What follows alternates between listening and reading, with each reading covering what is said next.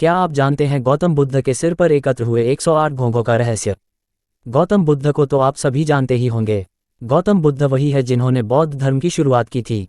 आज के समय में बौद्ध धर्म दुनिया के सबसे पुराने और सबसे मशहूर धर्मों में से एक है, इस बात को आप भी मानते होंगे।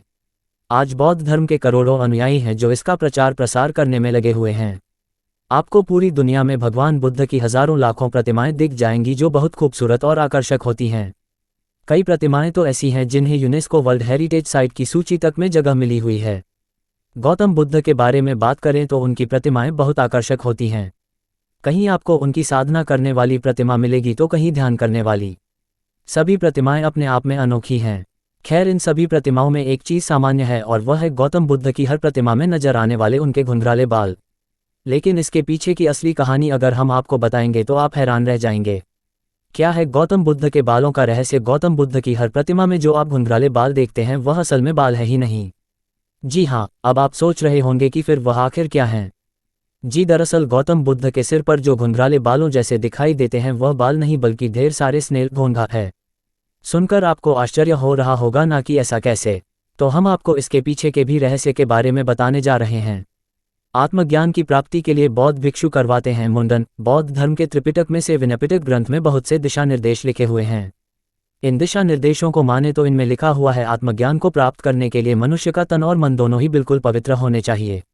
इन दिशा निर्देशों को मानते हुए बौद्ध भिक्षु अपने तन की पवित्रता के लिए अपने सिर का मुंडन करवा लेते हैं। यही किया था सिद्धार्थ गौतम यानी गौतम बुद्ध ने। उन्होंने जब अपने राज्य का त्याग किया था तो उसी दौरान उन्होंने भी अपना मुंडन करवा लिया था। कैसे? गौतम बुद्ध के सिर पर आए घोंघे कहा जाता है एक बार गौतम बुद्ध ध्यान में मग्न थे। उस दौरान वह पेड़ के नीचे बैठे थे और साधना कर रहे थे। साधना करते करते वह इतने अधिक ध्यान में लीन हो गए कि उन्हें बाहर के बारे में कुछ पता नहीं रहा। बाहरी दुनिया को भुलाकर वह साधना में डूब गए। जिस समय गौतम बुद्ध साधना में लीन थे उस समय मौसम गर्मी का था और सूरज ठीक गौतम बुद्ध के सिर के ऊपर था। इस दौरान भी गौतम बुद्ध कड़ी तपस्या में लगे हुए थे। इसी बीच गौतम बुद्ध के पास से एक घोंघा निकलने लगा और उसकी नज़र पड़ी साधना में लीन भगवान बुद्ध पर। गौतम बुद्ध को इस रूप में देखकर घोंघा रुक गया और वह सोचने लगा कि इतनी अधिक गर्मी में भी वह कैसे साधना में लीन है। घोंघे ने सोचा इनके सिर पर तो बाल भी नहीं है, इस वजह से इनको बहुत गर्मी भी लग रही होगी। ये सब सोच विचार करने के बाद घोंघा गौतम बुद्ध के शरीर पर रेंगते हुए उनके सिर तक पहुंच गया। उसके बाद उसने अपने मन में सोचा कि अगर मैं गौतम बुद्ध के सिर पर रहूंगा तो उनको गर्मी का एहसास कम होने लगेगा।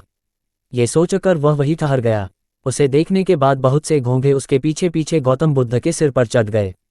इस तरह 108 घोंघे गौतम बुद्ध को गर्मी से बचाने के लिए उनके सिर पर बैठे रहे और इस तरह उनकी जान चली गई।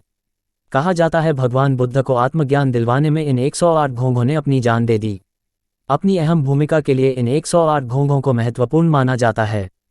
स्नेल ये लचीले शरीर वाले जानवर हैं और इनमें नमी होती है। इन्हें जब भी पकड़ा जाए तो ठंडक का एहसास होता है। अपनी इन्हीं बातों को ध्यान में रखते हुए घोंघे गौतम बुद्ध को गर्मी से बचाने के लिए उनके ऊपर बैठ गए और अपने प्राण त्याग दिए। आज गौतम बुद्ध की मूर्तियों के सिर पर जो घुंघराले बाल जैसी आकृति बनाई जाती है वह असल में घोंघे हैं। एक अन्य भी है कहानी। कुछ लोगों का यह मानना है कि जब गौतम बुद्ध साधना में लीन हुए तो उनके बाल बढ़ गए थे।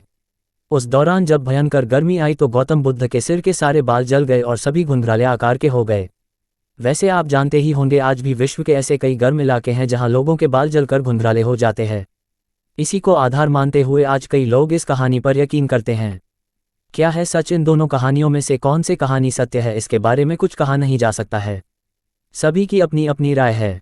सूचना सिर्फ मान्यताओं और जानकारियों पर आधारित है। यहाँ ये बताना जरूरी है कि यह मेरा वीडियो किसी भी तरह की मान्यता जानकारी की पुष्टि नहीं करता है। किसी भी जानकारी या मान्यता को अमल में लाने से पहले संबंधित विशेषज्ञ से सलाह लें। धन्यवाद।